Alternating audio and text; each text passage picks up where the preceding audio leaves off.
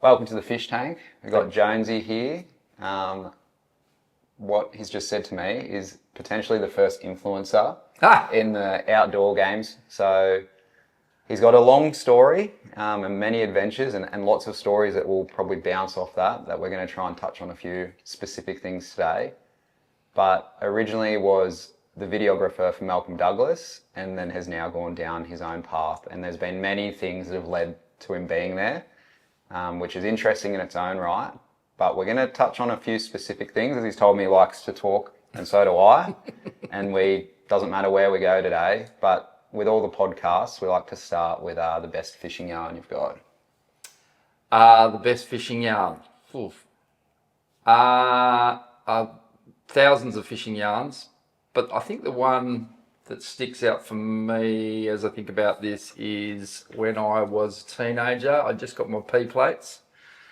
Grew up in the hills of Perth, so access to the ocean was not easy, but knew that I loved fishing. And I remember going on a trip with a bunch of mates. It was the first real taste of freedom. We went up to Kalbarri, Whitakara Creek, about 4 or 5 hours north of Perth, with way too many cartons of beer and big, long, ugly sticks and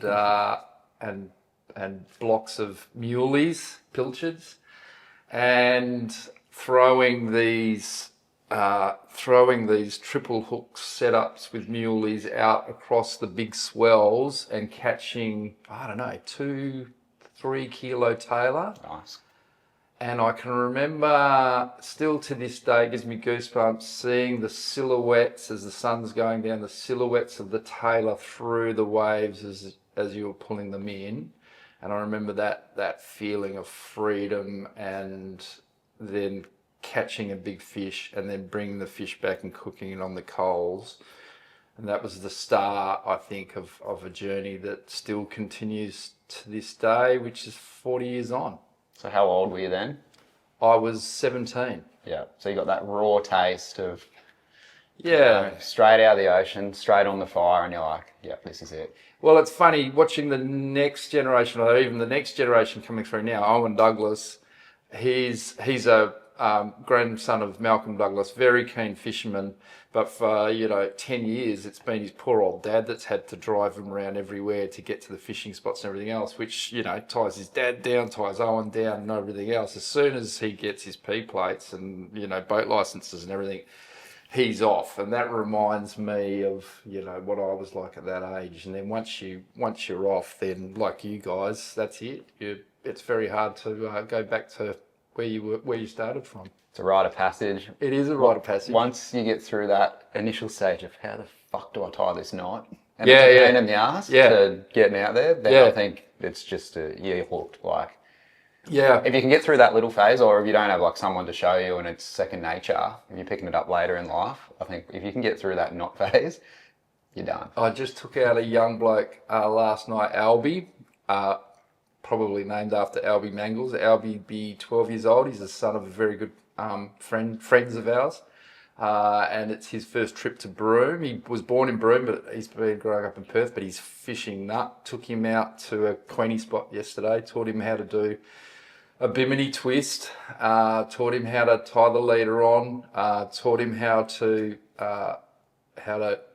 cast and retrieve gold bombers and poppers in shallow water and everything else. Gave him a popper, gave him a slice, set him up. Yeah, nice. And kids remember that stuff. Yeah. Oh yeah, your core memory. Yeah. That's what I talk about a lot. Like when people come out in our boat, or someone new is very interested, their game, they want to learn it. Yeah. I'm like, for me, it's a core memory as well. Yeah. I love showing people just as much as experiencing it, because we've done a fair bit of fishing, but especially younger crew like that, you're obviously self-aware of it, but some people aren't. But in 5-10 years, he'll probably say something to you like, I remember that day, and you're not doing it for that, but it is quite nice to look back on. And did you catch a fish? I kind of am doing it for that. Not to be remembered for the guy that taught the kid how to fish in the north, but to give back what was given to me by mentors when I was younger. It's that circle. So yeah, I do it for that, but yeah, to give back. Did we catch fish? No. Doesn't matter. Unfortunately, no, it doesn't matter. Unfortunately, in Broome, we've had a new jetty bashed into the coastline in the last 12 months, and the fishing has not been as good in the bay as it has been previously. Right. Yeah. I was talking to the boys making that at the pub the other night. Yep. And they said they've been catching heaps of fish off their barge.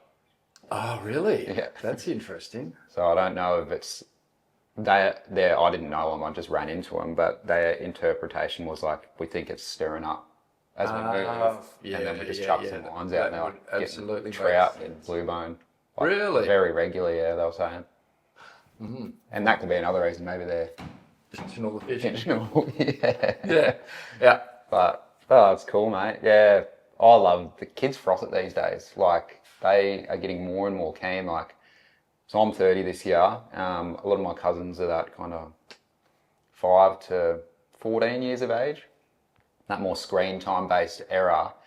But I'm seeing heaps of kids that are out and about, like especially traveling. They come up to you like, "What'd you catch today?" They want to talk to you. They're very interested in it. So I know there's a lot of talk about people going down that screen pathway, but I think like the fishing industry is like ramping up massively at the moment.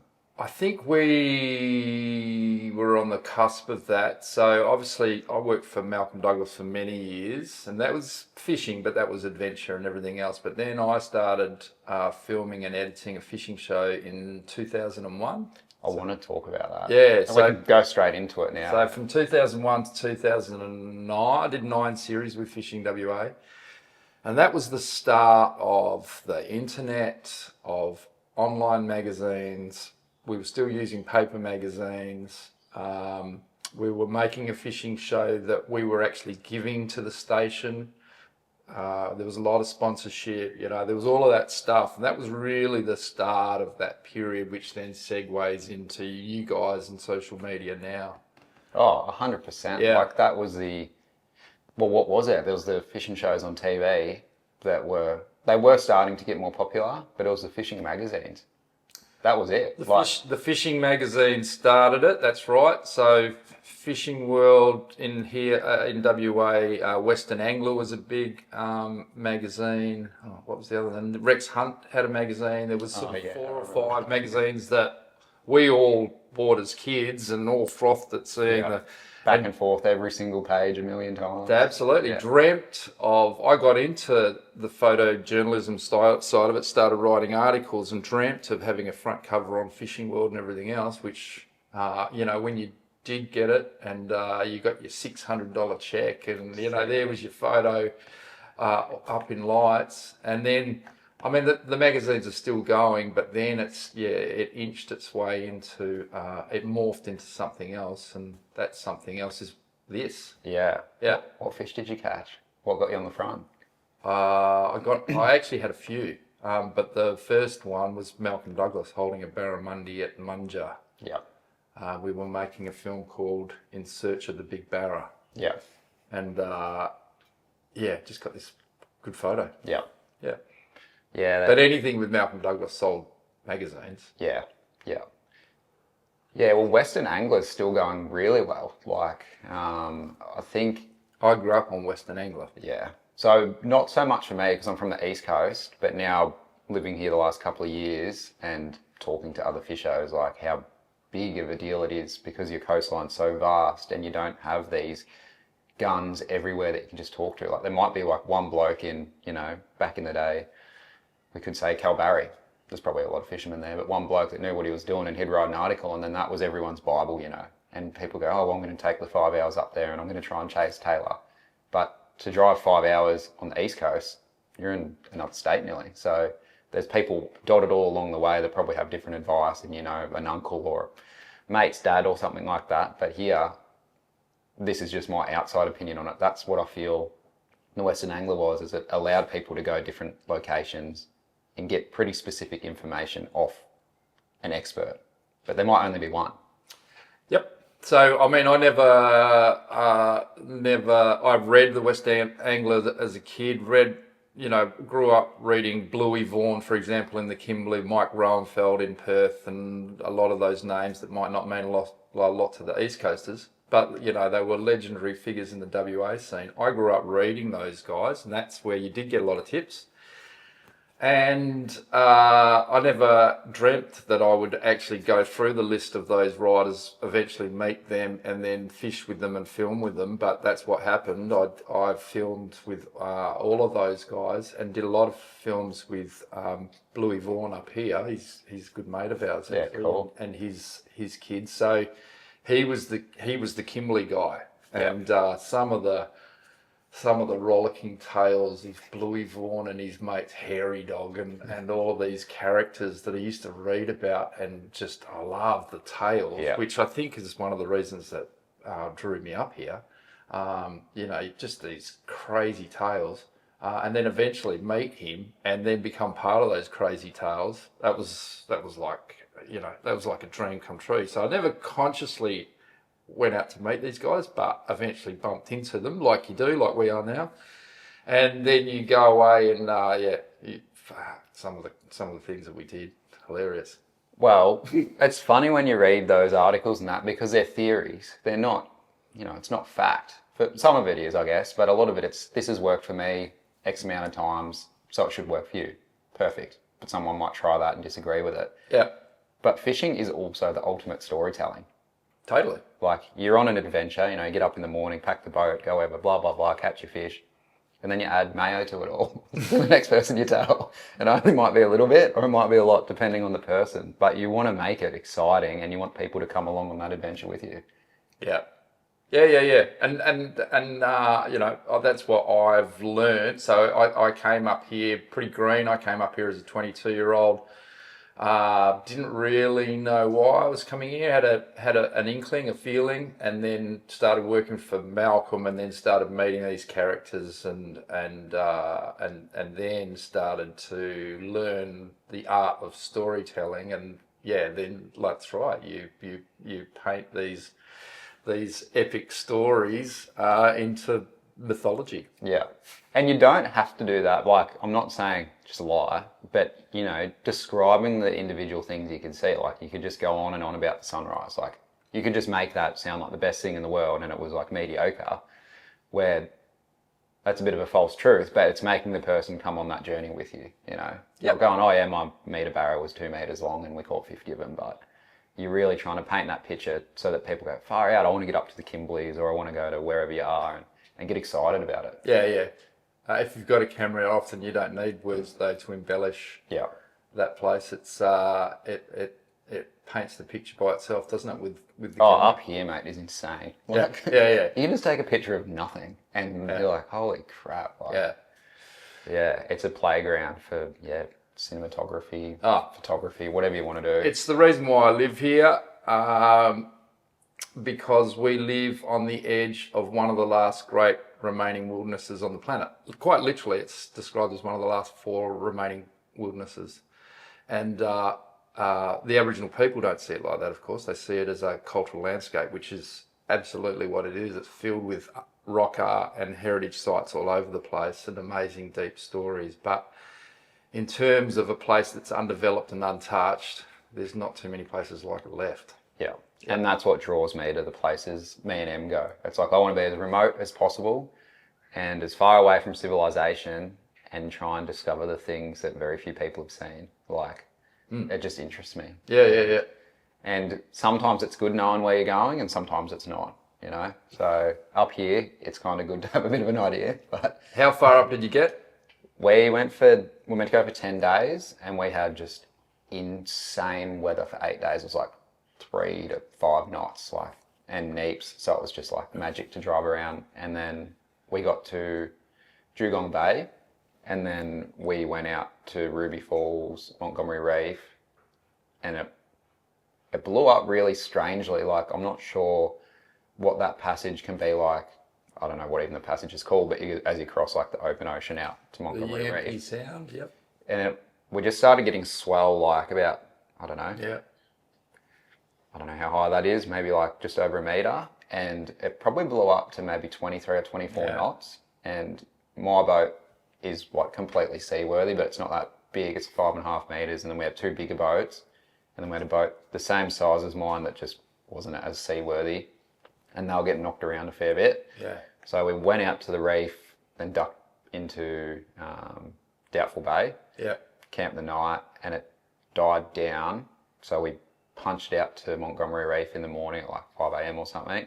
It's glass, went quick as out there, had a look, and then it blew up even more the next day. So we made it maybe like 20 Sou'westers. I think it was blowing.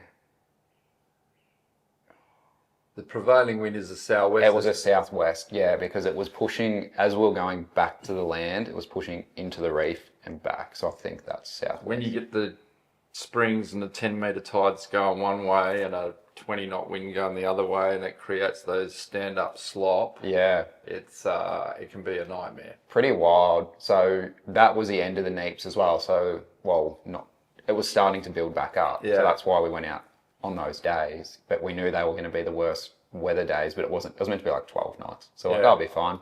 Yeah.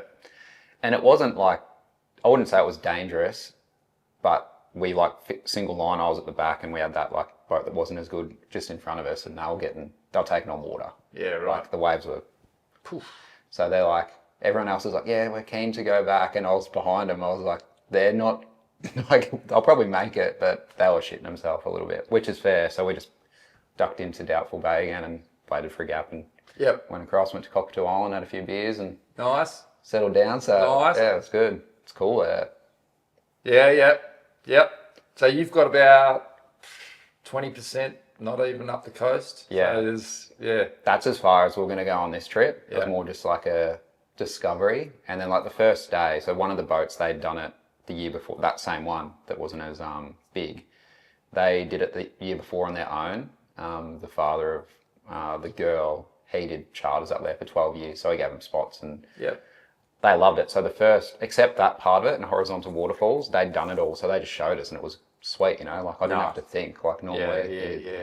You ride on, and then for that last bit, we just found a few new things. But the first day, everyone was like, I'm ready to do this trip again already. Just, like I'd love to go from Wyndham and do King Sound and what it's King Sound? King Sound is Derby's at the bottom of King Sound. So you leave Cygnet Bay and you go across the top of the sound to get to the mainland on the other side. Strickland I'd love to do it for a couple of months. Yeah. Or as long as you can, essentially, with weather. And I'd like to experience the big tides just to see it. Because really, everywhere we went, except that one day, you could have done it in a 2-metre tinny. Yeah. It was that good. Yeah. Which I understand it changes a lot, but I want to see what it's like. Springs is a whole different beast. Yeah.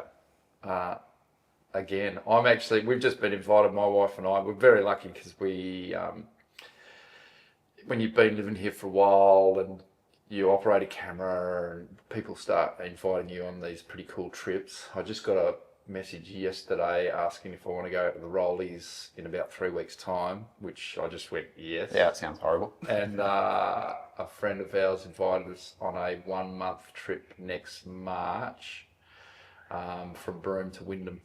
Yeah, right. Yeah, so, and March is great because end of the wet season, the fresh water is sheeting off the Kimberley Plateau and the waterfalls are just going off. We did it last year. It was quite difficult to fish because at the mouths of all of those great rivers, it was fresh water. You could drink the water coming out of the mouths of the Clydesdale River, the Prince Regent River, the King George River. Yeah, so much water coming off, but very spectacular to see fresh water coming out of those sandstone cliffs and those gorges. That's what I'd like to see, because we're obviously quite late in the season and stuff was still running, but not those waterfalls that didn't have water on them. And I want to see it just heaving down. Yeah, magic. Absolutely magic. And perfect. You go along in your mate's boat and kick back. Yeah. So I think there's 6 of us or 7 of us on an old, it's not old, crayfishing boat. Oh, perfect. So it's an old Westerberg or something like that. So a month, and when you're a photographer and filmmaker, you take your gear and you get the most spectacular shots. Yeah. Build up your library, catch a few fish along the way, hopefully record some barra jumps in slow motion and all that. Yeah. Perfect. Few beers. A lot of beers. Yeah. Yeah. Yeah, a few of my mates, like, I didn't realise how big buying cray boats has become. So we're living in Craft the last couple of months, and big money up there, all the boys, you know, they're doing pretty well. And you can pick up like an old cray boat for 60, 70K. Needs a lot of work, but it's cheaper than a boat, you know, like a power boat. Yeah. And then they are all like labourers or, you know, tradies. They put another 50 grand in it, and Yeah. they've got this boat they can take to the Monties, they can take to the Rollies, they can do the Kimberleys in, and they just put like a little, you know, tinny or something on the back. Yeah. That's the ultimate like touring vessel. Yeah, that's right. I've never seen it. It's like we don't get that on the East Coast. They're like the troop carriers of the ocean. Oh, on steroids, yeah, big caravan, you know. And I went out on a mate's the other day, and I was like, this is luxury. Yeah. They're very loud, which is the only probably downside to them, but you can put up with that to have a full, essentially open deck space where you can camp on and do whatever. Yeah. So, very lucky to be invited on that one. The trip that I've just been invited to on the Rolly Shoals, that's on diversity. So my son's skippering now. He's actually just starting today, his first skippering job today. He's a bit nervous, but he's actually plying the Kimberley coast on one of those white boats and guiding along there. He's been doing that for the last 4 or 5 years, and so I get a Guernsey on that boat from time to time, again with my wife, in an air-conditioned luxury cabin. I just walk out of the room with my camera, jump onto the tender, somebody drives me around, puts me on the fish. Yeah, it's about time, isn't it? It's luxury. So to go from the old Malcolm Douglas days, where we were in a 5.5 metre cabin cruiser. It wasn't a cruiser, it was an old Savage that had a bit of a hold in the front, which was where all the camera gear, to go from that with 2 blokes and a red heeler, where you go away for 6 weeks, and it's pretty rudimentary living conditions, to go from that into an air-conditioned cabin. You get soft, mate. You'll come out of it. I'm never doing that again. I am getting soft.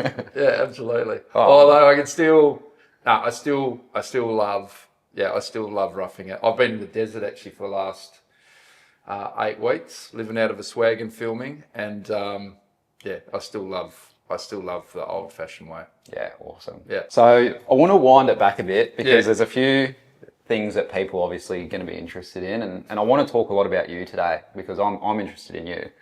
But to paint the picture for everyone of kind of your journey, we probably need to go back to where it all began. And me doing a bit of research on you the other day, I heard a bit of the story. So there's a lot of years to cover, but I'd like to hear your side of basically how the journey began, and then we'll touch on some things along the way. But if we maybe just start there, I'll interject at points, or I'll just let you go. Yep. But I've got some things I really want to ask more about you, because I'm interested in how you've got to where you are now. Yeah. So cool. Early 90s. You probably weren't even born then. 95 model. There you go. So 91, I finished uni. I do a science degree. 92, I get my graduation degree. And the last thing I want to do is wear a suit to work. So I jump in a car with a mate of mine. He's coming to Broome. He's working at the meatworks here, an old high school mate of mine, Brendan. Jump in the car with him, run out of money at the Carnarvon Hotel on a big night, and have to bludge the rest of the fuel money off Brendan to get to Broome. Come here with my tail between my legs and have to go and work pretty quickly to pay him back, and then get set up here. My sister was working at the Crocodile Park with her then partner of sorts, a guy by the name of Johnny Walker. Good name. Hilarious. Johnny Walker's about 5 foot tall, and his hat was about 5 foot wide. All hat, no cattle. Got a job, and my first job was actually digging a hole in the freshwater crocodile pen at the Cable Beach Crocodile Park, which you've just been to. Shitting myself, not knowing anything about crocodiles. Malcolm Douglas is still living in Sydney at this stage with his wife. I worked there for a couple of weeks and managed to pay off my debt to my mate and found, actually I was living in a caravan, actually, Town Beach Caravan Park. Cut a long story short, Malcolm comes roaring in, he's doing a filming trip, comes roaring in and sacks Johnny Walker on the spot in a very robust shouting match that I could hear, you could hear from the other side of Broome. And then he marches up to me, and Malcolm was a very large character, 6'5", huge man, and he marches up to me and he said, "You're Mark, aren't you?" And I said, "Yep." And he said, "You're Carla's brother, aren't you?" And I went, "Yep." And he said, "You've just done a university degree, I hear." And I went, "Yeah, I have." And he said, "What are you doing here?" And I said, "I don't know, to be honest with you." And he said, "I'm looking for a crocodile manager because I've just lost the last one," which of course I've just heard in the background. And he said, "How'd you like to do it?" And I said, "I don't know anything about crocodiles, Malcolm." And he said, "Neither did I." And that was enough for me to go, "Oh, okay, fair enough." So I agreed. So at the tender age of 22, I was managing that croc park. Yeah, right. He takes off with his cameraman, Mitch Kelly, who I became really good mates with. He takes off on this trip. They come back from that trip regaling this amazing Kimberley adventure and story. And I was left to muck out crocodile ponds and raid nests and do crocodile tours and all of the stuff that comes with that. And I loved it. It's a great adventure, but they kept coming back and doing these film trips, and they kept telling me about what was going on, and I started thinking that's what I want to do. And unfortunately for Mitch, he got malaria and goes down terribly, which was terrible for him, but provided a window for me and Malcolm, because I'd been hassling Malcolm for ages to take me on the trips. He eventually says yes, and off we went. And he taught me how to turn a camera on. He taught me what, a few of the 1,000 buttons on an SP Betacam camera does on a big Sony, on a Panasonic one. And we went away for 6 weeks in a 5.5 metre boat with Red Healer, and we came back and he cut a film, a 3-part film called A Kimberley Adventure. And that's when I started to realise that that's what I wanted to do. I loved the trips. I loved the landscape. I loved the isolation. I loved the fishing. I loved the Aboriginal culture and meeting the elders and being absorbed in that. But I also loved all of that material coming back, being turned into a movie like what you guys do, and then for that to be shown on television and for 2 million people to watch it, that was intoxicating. Yeah. And how old are you now? I'm 56 now. Oh, sorry. At this stage of the story. 23. Okay. So you've been there for about a year. I've been there for about a year, and then... And you've gone on your first trip. And I've gone on my first trip. Cool. I did a couple of little trips. He just give you little teasers to keep you interested in the keep you working. But yeah, the first big trip was like, wow. In fact, the first part of that trip, we went off One Arm Point, which you may have done. Did you leave from Singapore Bay? We've been up to One Arm Point last time we were here, but yeah, you can't launch from up there. Yeah. And we went down to the boat ramp and fisheries were launching, and we had our little tinny. Yeah. I was like, "Oh, can we go in there?" No way.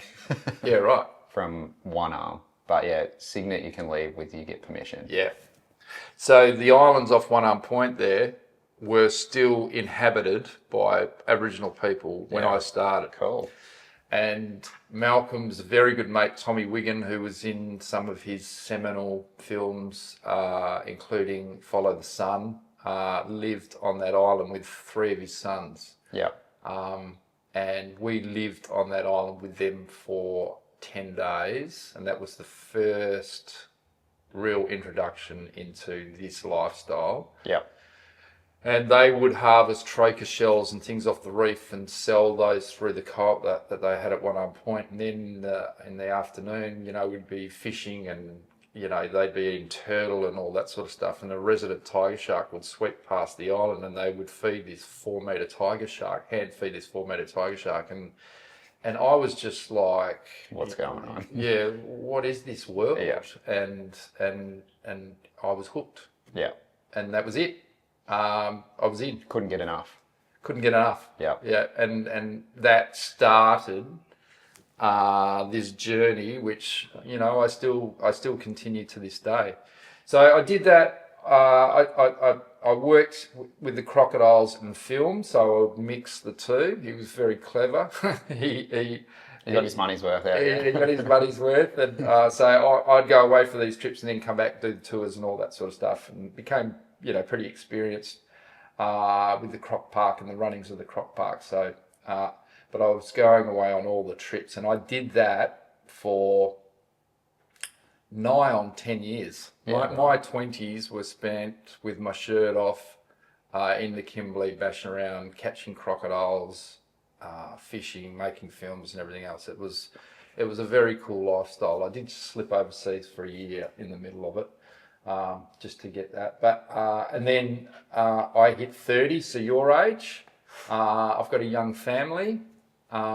We just had our first little one, and I had to get a little bit serious with money, and so the opportunity came along to film the fishing show. I got invited to film Fishing Western Australia. They'd done 2 series, and it was a very popular show, and it was at the time when fishing shows were just booming, just starting to boom. And our fishing show was very smartly put in between the breaks with the cricket and the football. Oh.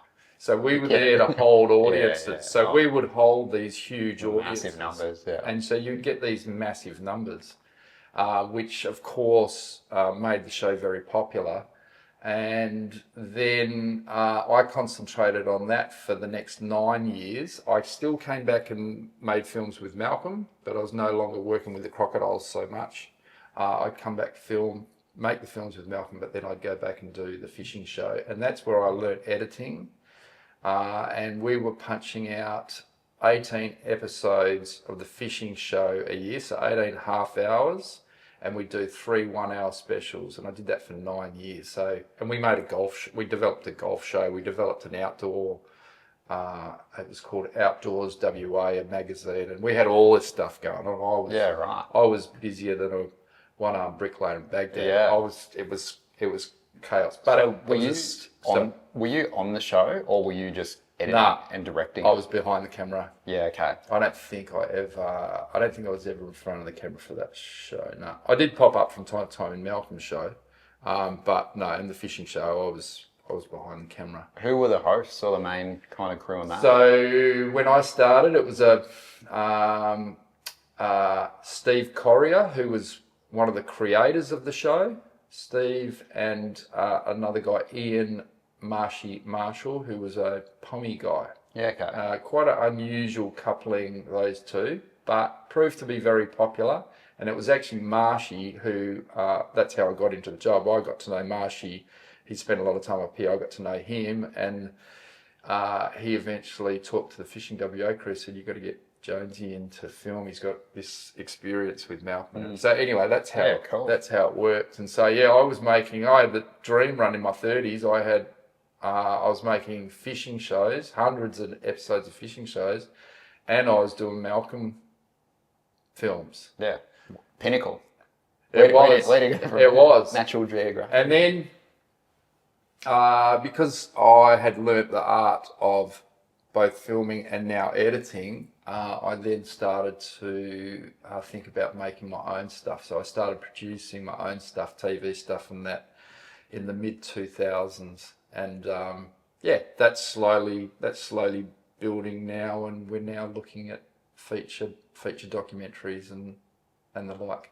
So that's the history crunched into very, very small 7 minutes. Yeah, right. Well, I'm going to ask you a few questions off that then. Yep. So, and you don't have to answer this one exactly if you don't want to, but what's the money like being a videographer for a fishing show? It was actually pretty good in those days. Is that one of the main reasons that led you down doing that? I had gone from earning terrible money with Malcolm, terrible money. It was very interesting working conditions working with Malcolm. He was a very interesting character. Not many people could put up with Malcolm. I was the longest serving employee by about 19 years, and I worked with him for 20. So do the maths. Yeah, right. Notoriously poor paying. There wasn't a lot of money coming through. I think he earned 40 or 50 grand per film. Okay. So everybody thinks that when you've got a television show like that, and that's big money. Those guys never earned very good money. What they did do was find prime pieces of real estate, like they have done in Broome, and then develop those into crocodile parks and everything else. And so I'm not saying that he was an incredibly wealthy man. He wasn't, but he was quite shrewd with his path. Anyway, money wasn't super flash. When the fishing show came along, they were a little bit more organised, and they offered me a very decent salary, which was the first time that I'd ever been on a salary. I got superannuation, all of those things that everybody's used to. And I did that for 9 years, which was fantastic because I had a young family, bought a house, needed to get a mortgage and all those sorts of things. So I was able to service those things. So Become an adult. That's scary, or well, it kind of, I never saw myself as becoming an adult, because in my 20s I was off doing this stuff and I loved it so much that I wasn't thinking about next steps. But then when I met my now wife, and we started having kids, and my wife used to say, you need to actually pull your head in and do this, this and this. And so I realised that I did so. I managed to think about creating a home for our family as well as having a fat time. Yeah. And what was your wife's support like during that? Was she loving it up here? Was she ready for a move back down? Was she from up here? I'm not sure. No, so I met my wife. I just finished making film with Malcolm, so it's 1999. I just finished making a film with Malcolm called The Coral Coast. I think we made two actually. We made In Search of the Big Barrow and The Coral Coast. I had a pocket full of cash, and I was actually off to Europe, and I called in to see my parents at a little caravan park called the Tully Heads Caravan Park at the mouth of the Tully River in Queensland, which you may know. Yep. You can see Dunk Island to the north and Hinchinbrook to the south. And used to magical part of the world. Yeah, used to. A lot of people bypass that Hinchinbrook Island. Yeah. Oh my God. Jurassic Park. Oh yeah. My parents lived there, and I used to go there and fish, and I loved it there. And I met my wife there. We were the two youngest people in the caravan park by about 40 years. It was like a retirement village, and we were the only two young people. Anyway, fell in love.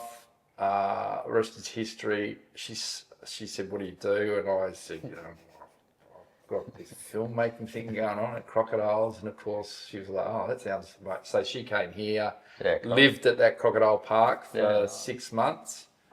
And thought that that's, what an amazing lifestyle. Started to understand that it wasn't really well paid, and that there was a bit of grind there as well. And I think she, in the early days, was like, well, maybe we should be looking at something else. But I had already grown very attached to this place, and for Meg it took longer, but she loves it now as much as I do. So yeah, this is home. It gets into you. It gets into you, this place, and it's funny, very hard to leave. Funny you say that. So we've lived everywhere in Australia except Adelaide, South Australia. Just have no. Which is where my wife is from. Yeah, right. Which I do like. Go on. Yeah, we've been there. Yeah. But we haven't lived there. And mainly as it's windy and cold, and the fishing's not that great in terms of variety of fish. I'm sure you can get good fish. But anyway, places that we've loved have been the more remote, like further away. But my girlfriend really loves like South Gold Coast, like Coolangatta, Tweed Heads area. Yeah.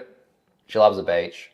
She wants some amenities, but then you also can, bugger off up north to, Southern Great Barrier Reef. You got the hinterland. Yeah. And Newcastle, which is similar to the Gold Coast in ways. Good beach, you can get to other areas. It's not super populated yet. Yeah. But she's been working on Coolan Island the last couple of years. So she's been flying from there to Perth. But now that I've been up here the last couple of months, she's been flying back into here. she's like, you know what? This is the first place I've actually like really liked in a long time. And she's not fussy picky or anything like that. But I was like, oh, right. And this would be the last place I expected her to say that. Not because of anything in particular, like we love this area, but when we came through here last time, she just, oh no, it just wasn't for her. And we came at a horrible time. We came through in like November and it was 45 and it was a camping out at Middle Lagoon in our tent. It was shit. So she wasn't really keen to come back up here because she'd had a bad experience, but I knew how amazing it was and I was really keen to get back up here. And because we had really nice weather, we did that trip, you know, we're all on a bit of a high. She's like, I reckon I could live here. I was like, what the heck? Where's this come from? Yeah, it gets into you. It gets into you, that's for sure. And she's like, because we've chased the summer, well, not the summer, but the good weather. So we're, you know, usually just t-shirt, shorts.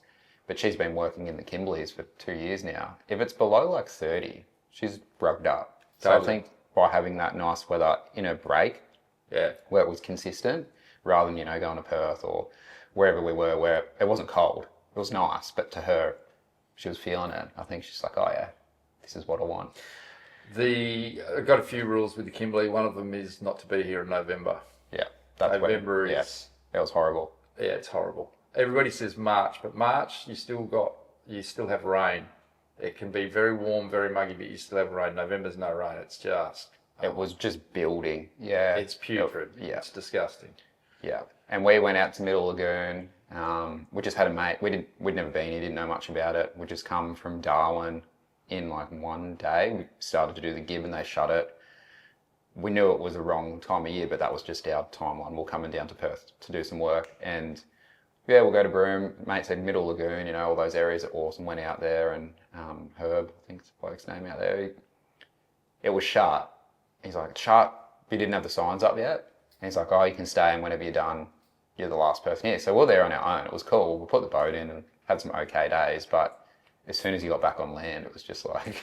And when you sleep in it, especially if you sleep in it on the ground, you can feel your kidneys and your liver boiling. Yeah, right. The heat from the ground in your swag is disgusting. No, you don't sleep outside in November. Nah, well, we got a rooftop tent. So although we used to do our trips with Malcolm, we'd always go away in October, November, because that was when there was no boats along the Kimberley coast. Yeah, right. So we'd be out there in November, and yeah, that was tough. Yeah.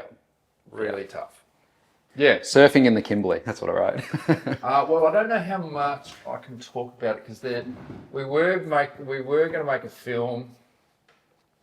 We are going to make a film out of it, but they got wind. The guys that surfed the wave got wind that Red Bull and their crew were looking at surfing it, and they were worried that whilst we were developing the film, Red Bull would put it on the internet and the secret was out. So those guys are actually just editing the film now and it's about to drop anytime soon. So I don't know how much I can talk about it yet because I don't know where they're at and when they're releasing it. Yeah. But suffice to say, I did go out with some surfers and we went to a reef that I had been to with Malcolm 30 years ago where I was, and he was, shitting ourselves because we didn't have enough power in his little Savage boat and the 80 horsepower Mercury that was coughing and spluttering, and we were being dragged into what is the strongest ocean current in the world that rips over this seamount and creates this stand-up wave. We were being pulled into it. Jesus. And I'm sitting there with this camera looking through, seeing us being dragged into it. And I can hear the motor next to me just screaming. And thankfully, he managed to do this deft little manoeuvre where we got spat out, missed the whirlpool behind, and I still am scarred from that experience. But when I heard that these two surfers were actually going to surf that reef, I was incredibly intrigued, managed to get an invite onto the trip, took my cameras. This time though we had jet boats and jet skis, which were way better geared for it, and had an absolute ball. So they put me in the jet ski. So this water rips over this seamount and then drops down 6 feet and then comes up in this stand-up wave. And they put me onto this jet ski and I was sitting in this dip. It's quite an amazing feeling being in the open ocean and being inside a bowl of water that's ripping through at a current that's 12, 13 knots, ripping through and creating this massive wave and this incredibly loud sound around you. So when they said then that they were going to surf it, I was like, man, big kahunas. And the first day they made a lot of mistakes. Walshy, who's a legendary surfer, he got sucked in and was put under for over a minute, and he had a GoPro still in his mouth, so you can see the time code and everything else.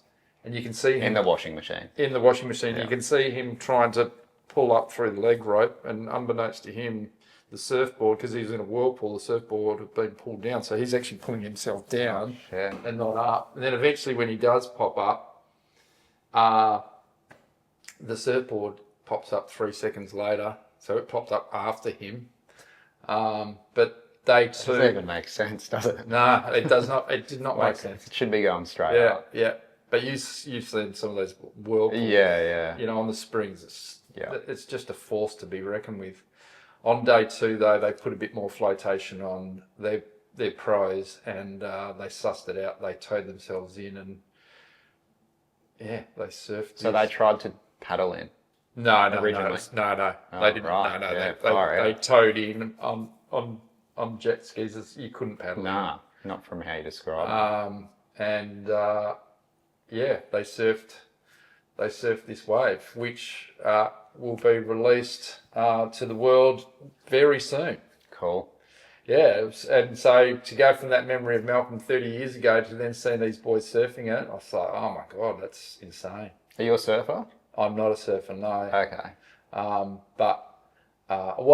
did. I've surfed a little bit when I was younger and everything else, but I'm not a surfer, no. Yeah, because I wanted to touch on that with you, because I've just seen that you've done quite a few photos and little stories on people surfing up here. In particular, there's this older fella. You had a Greg Davey, yeah. Greg, yeah. And he just looks like a weathered, well, not weathered, but an old sea dog. And that photo was really cool, I thought. So that was, brown water. He's just got the Malibu or something down by his side. I just started getting into, I love surfing photography. I really love it, and I love looking at it. I admire the guys that sit in those waves all day with the underwater housings. I just love the form of it and everything else.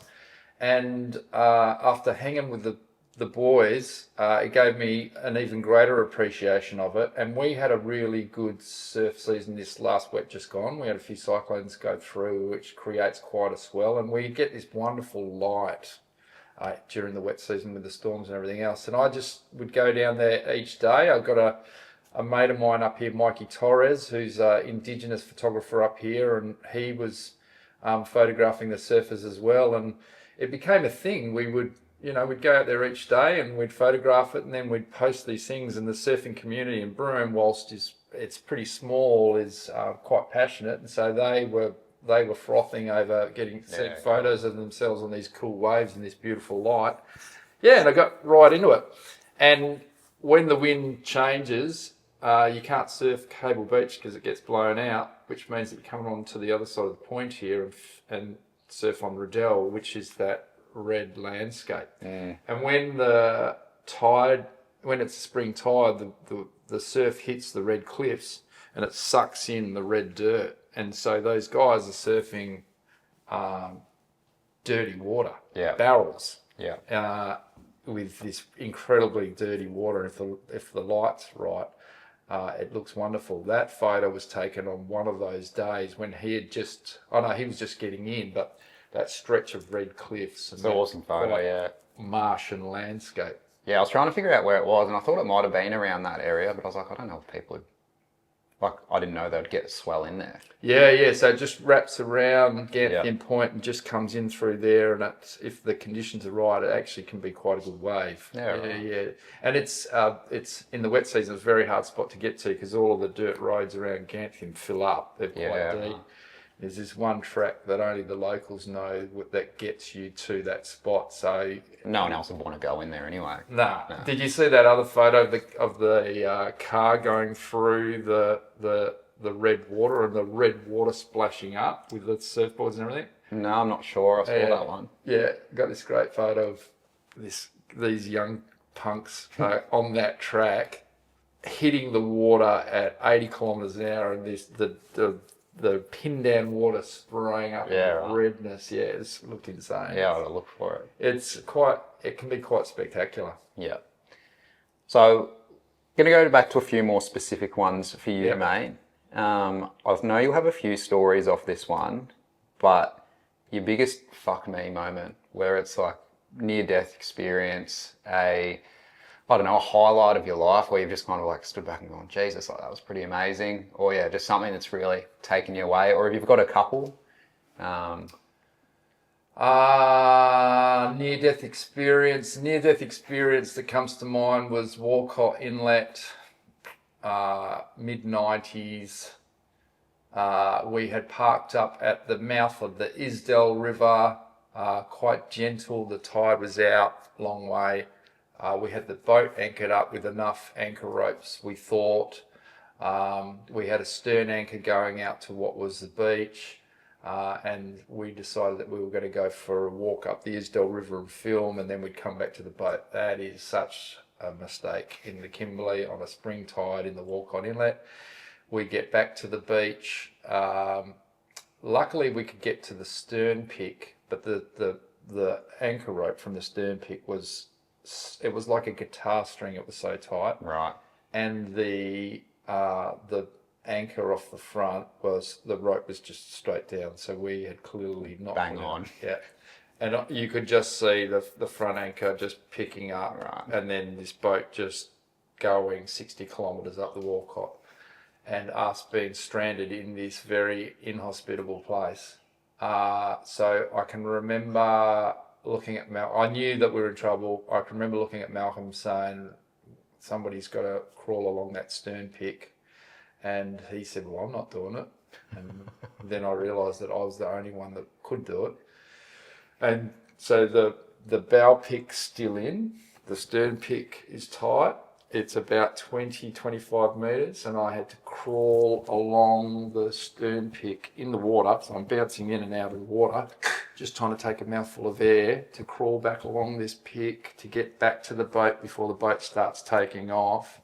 And then to climb back onto the boat. Once you're on the boat, it's fine because you sort it all out. But that 25 metres of bouncing in and out of the water with this racing water in crocodile-infested waters, and then getting onto that boat and looking at Malcolm going, oh, I don't ever want to do that again. Yeah.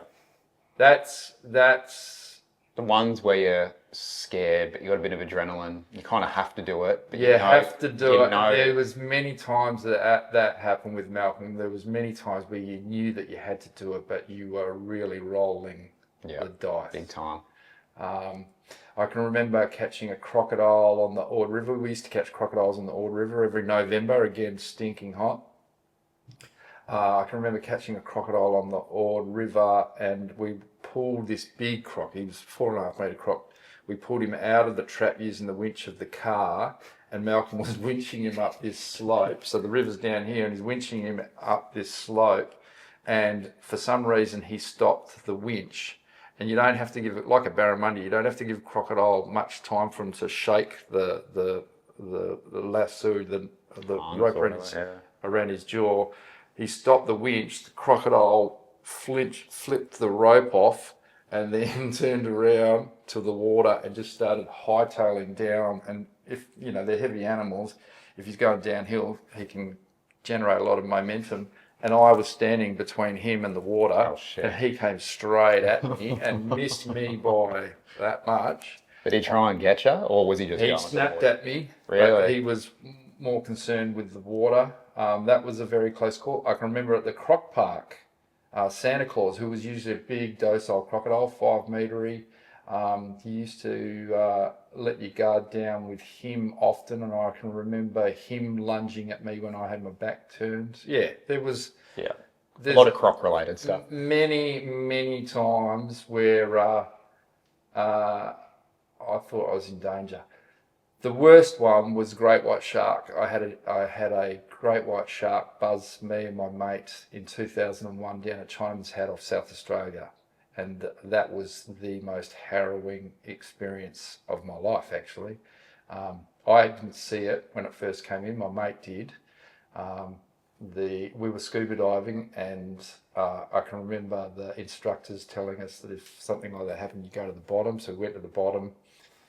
We ended up getting into trouble and washed up onto this island called Chinaman's Hat, and I lost my reg and punctured a hole in my BC, and then got swept back out by the very wave, or the wave that had put me on the rock. I got hit by another one, and it sucked me back out to where I'd seen the dorsal of the, and I've got no air. I'm kicking. Could you blow it up? Yeah. No, it's just pouring out, and even then there was so much I had so much panic that I'm, my reg's all over, and I just remember being in the water with a huge great white shark and feeling useless and panicking. I can remember the fear, and then I can remember getting through that and then swimming back to the island and holding on for dear life. And then we actually had to swim back from the island across this lagoon, because it was a surface swim. We weren't on a boat. We had to swim across this lagoon, and that 5 minutes or 10 minutes of swimming back across the lagoon, worrying that she was going to come in, that was a life-changing experience. So yeah. Have you been back in the water? I have, but it's been I had no fear up until that point. So I was 30. I was your age when that happened to me. I had no fear up until then, and after that, definitely changed me. So what were you doing? What were you looking at? We were looking for crayfish. Oh, so just it was not a filming trip. Just a wreck dive. It was just a bit of fun. Bit of fun dive. Yeah, it was the first time I dived down in South Australia. Cold water, granite, kelp, and I had seals. big sharks. Yeah, and I had a 3 mil wetsuit. It's the only wetsuit I had, which we used up here, which was just not thick enough for that cold water. The day before, we did a dive south of Adelaide on a scuttled frigate, a warship. I can't remember the name of it. And I got, because I was so cold, I got narcosis, where you feel drunk under the water. It's the first and only time that it's ever happened. Yeah, that's from like a lack of oxygen though, isn't it? Or maybe a combination. Yeah, but I remember... We'll say that's what it is. I remember getting to the bottom and feeling weird and drunk. And I remember looking at my fins and couldn't remember what colour my fins were. And that's when I remembered about, I think it's narcosis. And so I motioned to the dive leader, I'm going back up, and I came good. So that was my first day of diving in cold water off in the Southern Ocean. The second day was the running with the great white shark. So my memories of diving in the Southern Ocean are pretty harrowing, and have gone on to define my diving in the Northern Australia as well. Yeah, I don't do it anywhere near as much. This year I've done a fair bit of diving actually with some of my mates, and that's been really good. We've been spearfishing and catching a few fish. So yeah, but it's always in the back of my head. Yeah. Did you get a good look at it, or just the fin? I only ever saw the dorsal. My mate, it came right up past my mate. So he described it as being like a combi, a VW combi.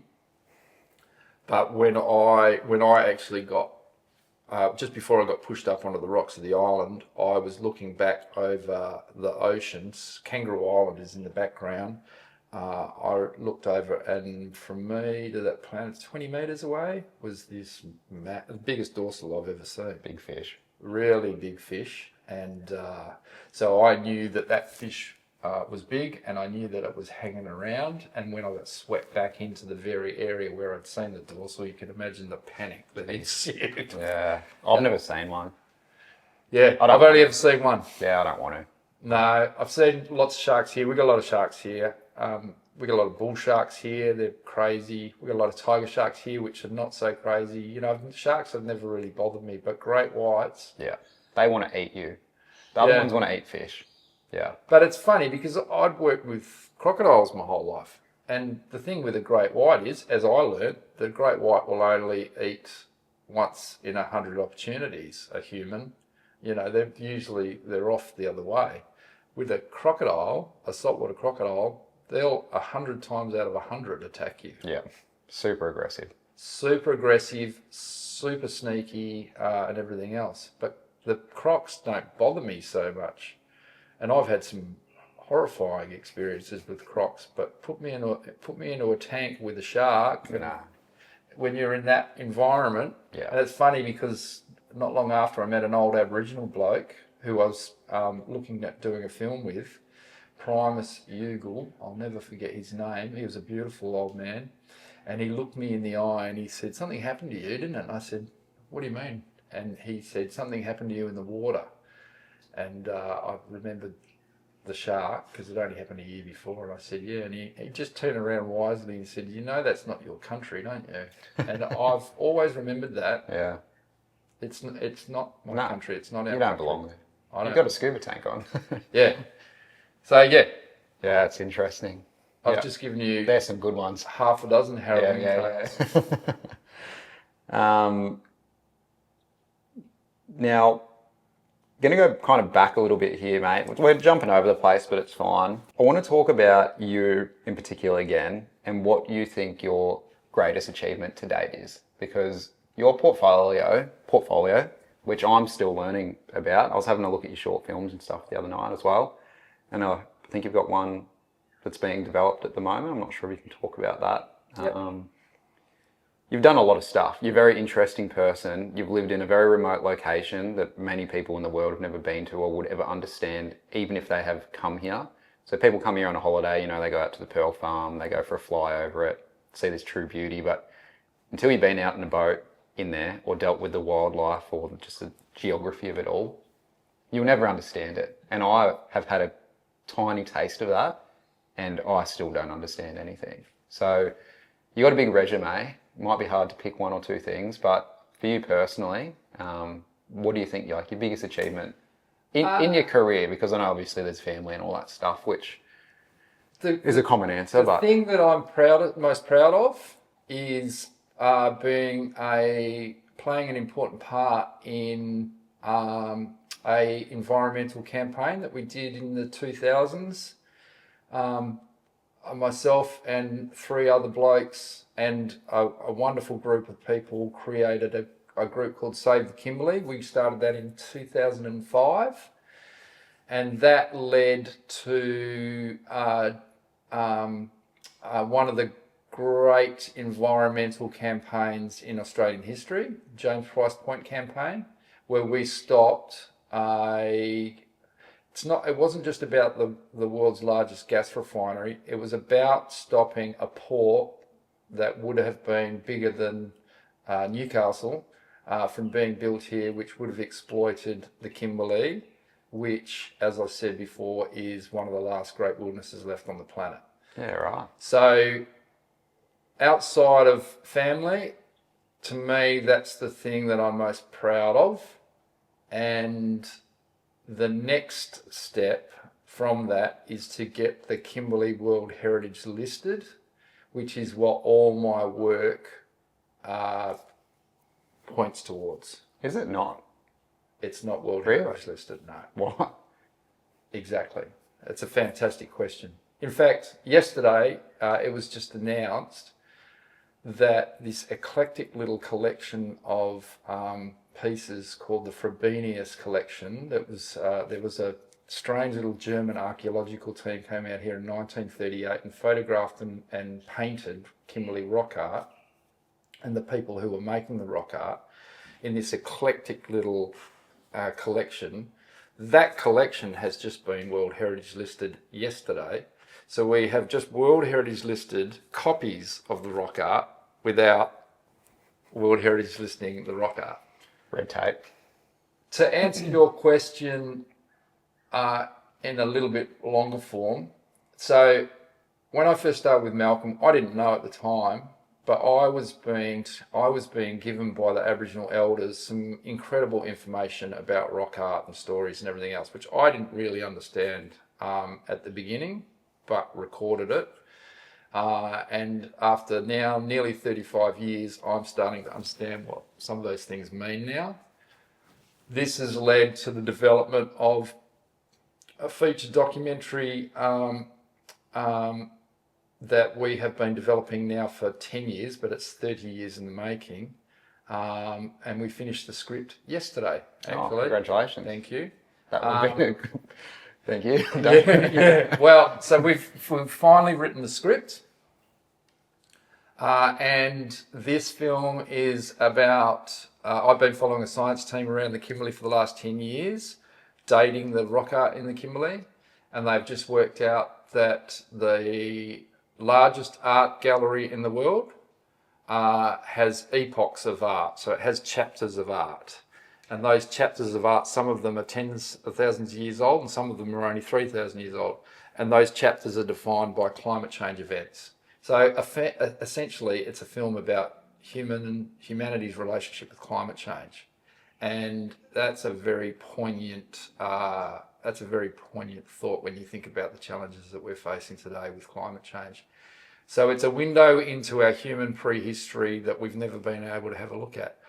Did I ever think that I would ever make a film about climate change and rock art 35 years ago? No, but that's where my journey has taken me.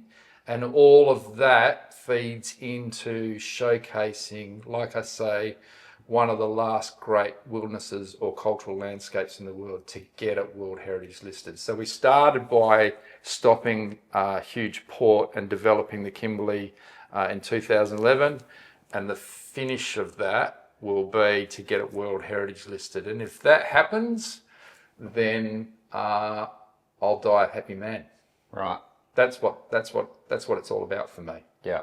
That's impressive, mate. So that's important. That's why I sit down and do these podcasts and interviews and everything else, because you guys are the microphones and the megaphones of the new information. And by you guys going out and spreading that message, a whole lot more people hear about it, hear about how important this place is, and want to protect it themselves. Yeah, which I think is a really strong point, because what we do, and like I said, I'm only really new into this whole doing videos and trying to tell a story of our adventure in our life. And you get a lot of backlash and hate and, you know, a lot of it's jealousy, and I don't care what anyone says. I'm the most easygoing, fun person, in my own opinion. But what these people don't understand is like fishing, hunting, traveling, exploring. The people that actually do that and have a passion for it and love it have the most appreciation and respect for the land. Like, I'm not going out there and trashing it and doing dumb stuff and, you know, making a mockery of all this history and the landscape and the animals. Like, you do this stuff because you love it and you respect it. And I know at some time in my life, I will probably start going towards that more environmental pathway that you've kind of come upon. Probably not much older than what I am now. I think that is a pretty natural progression. Totally. Know? Because, you know, you're a young fella, you go fishing, you catch a heap of fish, maybe you're catching a bit more than you should. Not like breaking rules and stuff, but you're just taking more than you need. And then you do that another time, and you're like, I don't need this. And you self-learn that. Yeah. And you get better at the things you're doing, and you have more, keep using the word respect, but that's what it is. You respect what you're doing more, and you find ways to make it more sustainable and better. And that should be the natural pathway for most people, I believe. And for me, it 100% has been until now. And the places that we're going and experiencing, I want to keep going back to them, if it is reasonable to do so. If it gets to a point where people shouldn't be going there because it's been damaged and destroyed, then yeah, obviously it needs to have that management. But my thing is like, I'm not going that whole pathway of like, oh, this is the most beautiful place in the world, you need to respect it, do this, do that. Like, I don't want to give people a lesson. I want them to experience it through my thoughts, make up their own opinion. But my thought is this place is beautiful and I want to look after it. And I think the way you've described it, you're probably like similar to me. Then you're like, I need to actually take some action against this because nothing is happening. Yep. So that's exactly right. When I was younger, all I was wanting to do was have fun and experience and adventure and adrenaline and all of those things that we as young people do. But then when you do have kids and when you do understand more and you do become a bit wiser, you do realise that these places can be loved to death. I grew up in the Pilbara to the south of here in the 70s when there was one TV station. So Right. everybody got their information from one screen. Can you, like, to me it seems pretty normal, but I imagine somebody of your generation that would seem completely alien, because now we have 1 trillion screens, 1 trillion different ways of getting information, which is why we have this weird separation at the moment. Whereas before, everybody got their information from one screen. But anyway, the Pilbara was also a very wild place back in the 70s, but it was the start of mining. And so you go through the Pilbara now and it's just completely poleaxed. It's completely, the Aboriginal people have been smashed, the environment's being smashed. I did 2 trips from Dampier to Exmouth, Dampier to Onslow through the Marianne Passage in the Dampier Archipelago back in the day when there was no oil and gas infrastructure there. Now it's all lights, ships, people in pleasure craft, it's just, it's overrun. And the thought of that happening here, it breaks my heart, which is what drives me. Yes, it's absolutely closed up a lot more, the Kimberley. The Aboriginal people have a lot more say, which is fantastic. They've closed up a lot of places, which is fantastic. There's a lot more marine parks. The jury's still out whether that's a good idea or not. I hear mixed things. When I first went in there, it was a free-for-all. You could do whatever you like. You could camp wherever you liked. And it's how I thought the world was. But it's changed now. But it's still so very important to protect the Kimberley, because housed inside the Kimberley is, like I say, not just the largest art gallery in the world, but a people that can actually translate that art to us, which gives us a window into our prehistory. And there's nowhere else on the planet that has that. Yeah, I had something that I was going to touch on with you, which you brought up, the Indigenous art, and I know you've had a long, strong history with it, and as you said, you're learning more about it now. There'd be things that you've seen that no one else in the world have seen potentially, as in outside of those communities. Probably. And we came across some art when we were up in the Kimberley, and I don't know what the rules and regulations are with sharing it or filming it, so we didn't, and I don't know if you can or can't. But the one we came across was the most amazing one I've ever seen. We've done Kakadu, we've done Litchfield, we've done heaps of places, and this was just one that one of our mates said, go check this out. And I was like, holy crap, this is insane. And something I think in Australia that we don't do well, and I've worked in Darwin in Aboriginal communities, I've had a lot to do with Indigenous Australians, we're from Echuca's an Indigenous town, is we don't show what we have. And there's some reasons behind that, and I'm not an expert, so I can't speak on it, but I'll give you my opinion. Is some of it isn't meant to be shown with everyone, which I appreciate, but there's a lot of things that we could learn and grow together to show people that we can. I don't know how to put it into words because I don't want to do a disservice to it. The stuff there is amazing, and if you saw it and got to experience it and realize how ancient it is and how smart the people were back in the day doing the things they are doing, you would have a whole new appreciation of this culture. We've got an awesome boat which we've driven across all the Kimberley and seen these things, and it's dangerous and risky. These people are doing it in canoes, watching the tides, spearing a dugong, 100 miles away from camp, waiting for the tide to come back, putting the dugong in and going back over there. And in the meantime, they've done some art and they've made this and I'm no expert to speak on it, and I don't want to wreck it, but I just want to know your thoughts on, I don't know, the There must be so much That's art. why everybody needs to watch Stories in Stone. Yeah. So, like I say, we finished the script yesterday. We'll film primary filming next year. Yeah. With a 27 release. Very quietly between us and these four walls. Hugh Jackman is in front of the camera. Oh, just a small actor. Yeah, and he's going on this incredible odyssey from Arionga in Central Australia around this big circle around the Kimberley and back to Arionga. Really? Learning about the antiquity of rock art and the antiquity of the Aboriginal people, and through his realisations and epiphanies we'll all learn about the incredible history of this nation. This nation, Tony Abbott just brought out a book yesterday actually called Australia, I think. And Tony Abbott wasn't even born in this country. And yet he's giving us this romanticised ideal on how he views this nation. From Canberra. I can tell you from Canberra, I can tell you that from a boy who also wasn't born in this country, but has spent his whole life immersed into it and has probably seen more than most, my Australia and his Australia could not be further apart. Did you read it?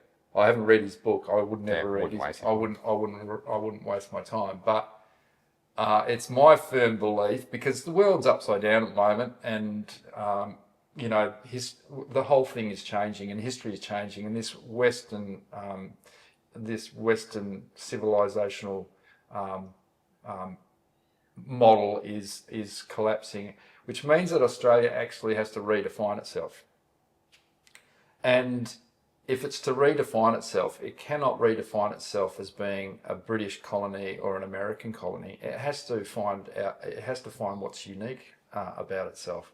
And our uniqueness is a 70,000-year-old culture that we need to become passionate about, and we have to learn about it and understand it, and like New Zealand, incorporate it into our larger culture.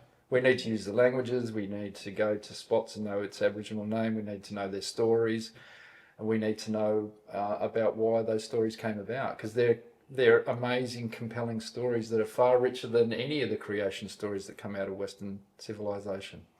That's a really good explanation of it, which is what my mumbo jumbo was trying to get out of my brain. It is other countries, and New Zealand is often a great example, you know, because they do the haka and all that kind of stuff. They're really showcasing and appreciating that older culture, where I feel like oldest culture in the world, so they say. Why aren't we showcasing that on this highest level and putting it up on this standard of where it should be? Yeah. It is very hard to find these things though, and that is the other flip of the coin, is a lot of these areas are locked off. You need permission to get into them. You need to know someone. A lot of it's still hidden away. Yeah. And that is good, I think. I don't think everyone should be able to just go and see this stuff. Yeah. But you can learn more about it. Yeah. And yeah, you have to be quite interested in it, because it's hard to get the info. Well, it's not from the lack of Aboriginal people trying to tell us what it is. The problem is the translation. Sure. Which is what Stories in Stone is about. And I know that because, you know, for the first 10 years of my life, I was being told stuff and I didn't understand what I was being told. So, but if it's translated to us in a way that our ear can hear, then we will learn. So, you know, to most people, a songline is a nebulous thing. We don't know what a songline is. A songline actually is a really easy thing to understand if it's laid down in a certain way, which is what our film will do. We'll lay down what a songline is, you know, what the estates were, how they moved around the estates, when they did art, what the art's about, its relationship to climate change. You know, there's a lot of factual stuff and deep messages intermingled in the film. But at its heart, this film is an ode to Malcolm Douglas. It's an adventure film. Planes, trains, helicopters, sweat, bogs, swearing. Are you going to be in it? No. No, I won't. Surely a little cameo somewhere. No. No, I've never been interested in being in front of the camera. Yeah. No. Good start now. You and Huey might become best buds. Yeah, I've never really been interested in being in front of the camera. I know with social media, you know, your social media page is your page, and the people that do really well at it are in front of the camera and they're selling themselves. I do have something to say. As I get older, I feel like I'm coming out a bit more and talking. I might do that with social media. I can't see myself doing it in the films that I make, but I also see myself as being a little bit of a mentor to people like yourself. Like I can remember when we were communicating before you went into the Kimberley, and I sent you a little message saying, you know, treat her well, Respect it. respect it. That's how I see my role being, is just getting to know the young punks that are coming up and who have a voice, and just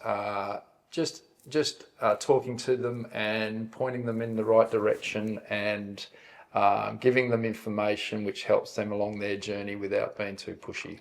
Yeah, I actually thought that was a really good message to get as well. I was going to talk to you about that. It was very passive, and there was a slight undertone. It wasn't like anger or anything, because you obviously want people to go out there and enjoy it, but it was like, treat it right. Yeah. Treat it like a mate. Yeah.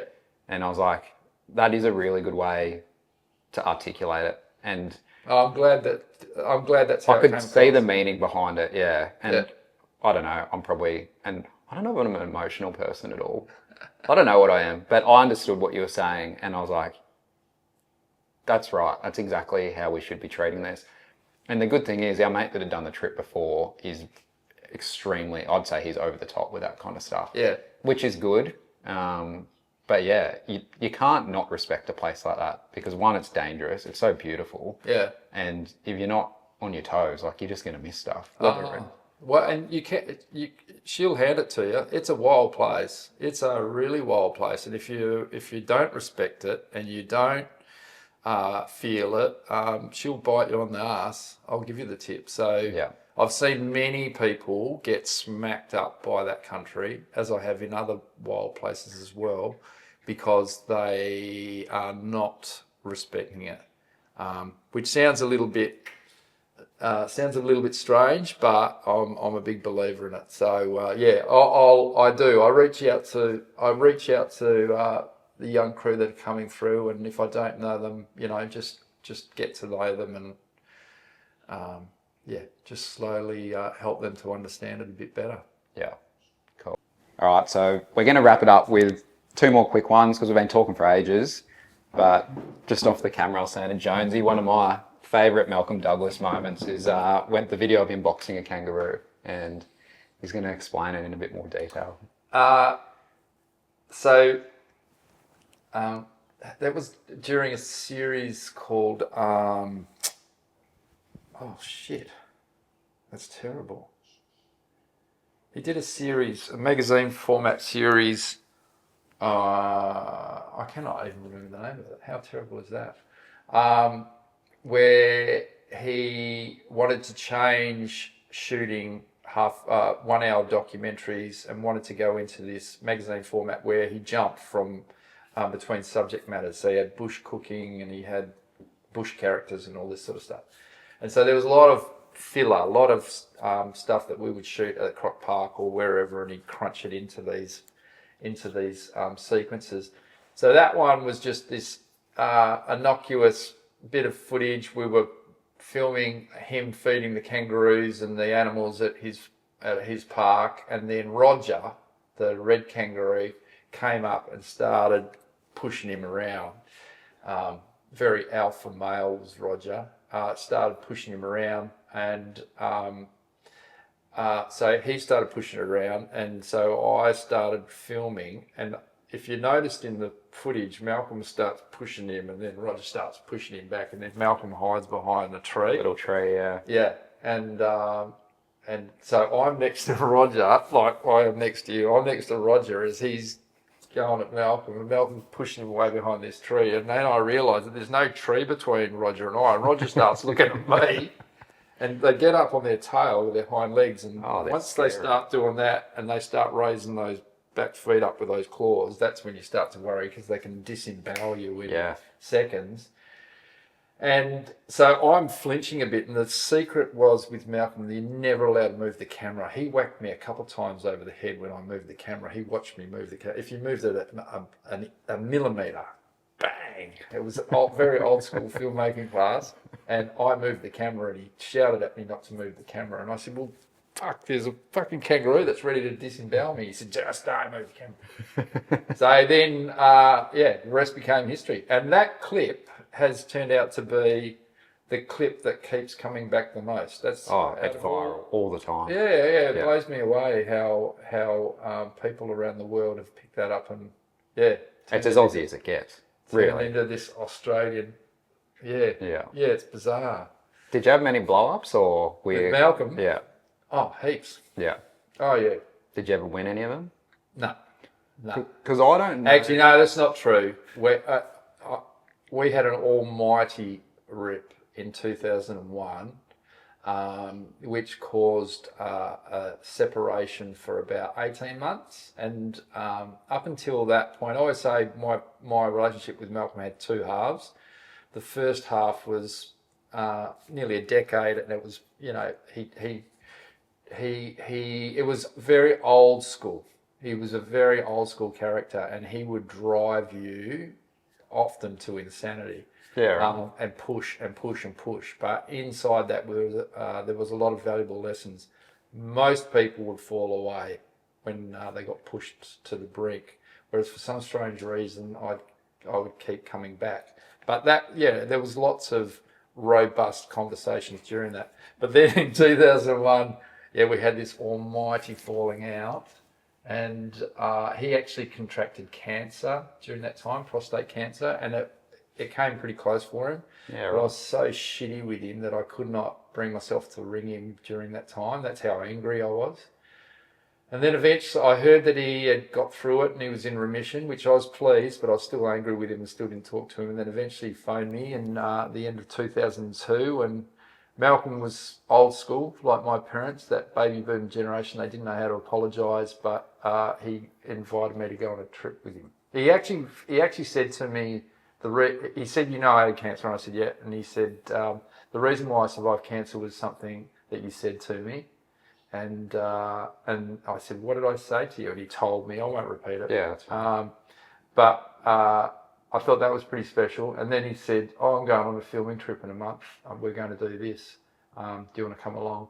I'll fly you up, That was the apology. That was the apology. Yeah, right. And that started the second half of our relationship, which was equals. We were equals. Yeah.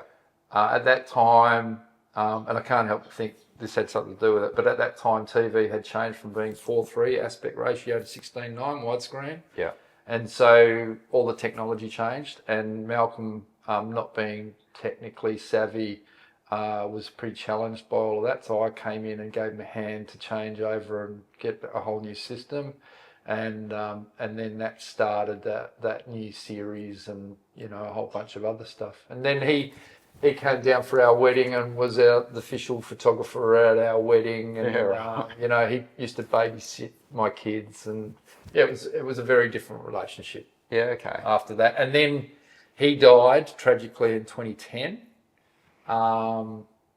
Which came as a massive shock to all of us. And then I looked after his businesses for 2 years after he died. The family asked me to run the businesses. So that's how intertwined I was with Malcolm and everything. Yeah, so I've only watched film.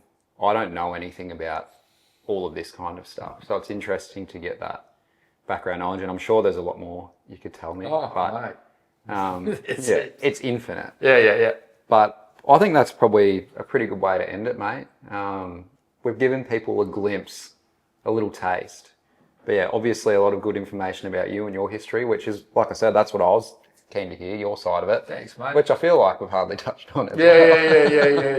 Yeah. But next time I'm up here, love to do it again. Absolutely. And when's the film? Do you have any dates or? No, nothing set in stone yet. But like I say, we've finished the script yesterday, so we now have the foundation document, so we'll budget and everything in the next 6 months and contracts and everything else in the next 6 months. So hopefully all the filming will be done by the end of next year. We're hoping for a Halloween 27 release. I'd love to come to that. Yeah, or to be a cinema release. So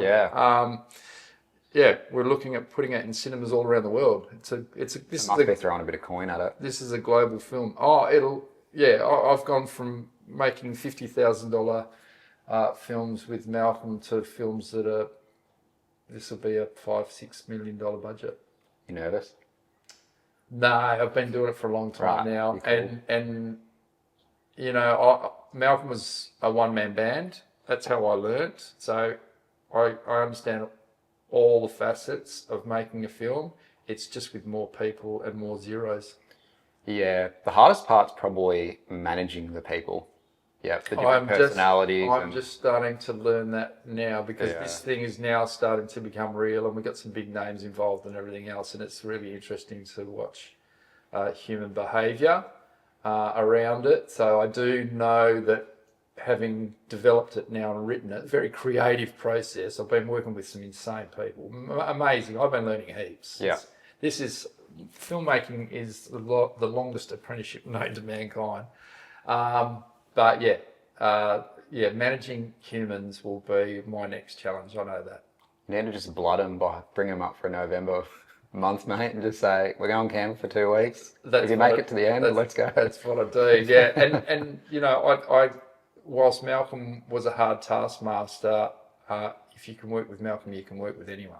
Yeah. Is my philosophy. And I've worked with some nuts, some crazy people. So yeah, right. Yeah, I've made a living out of managing crazy people. So I don't see this as being that much harder. Have you become a bit crazy, do you think?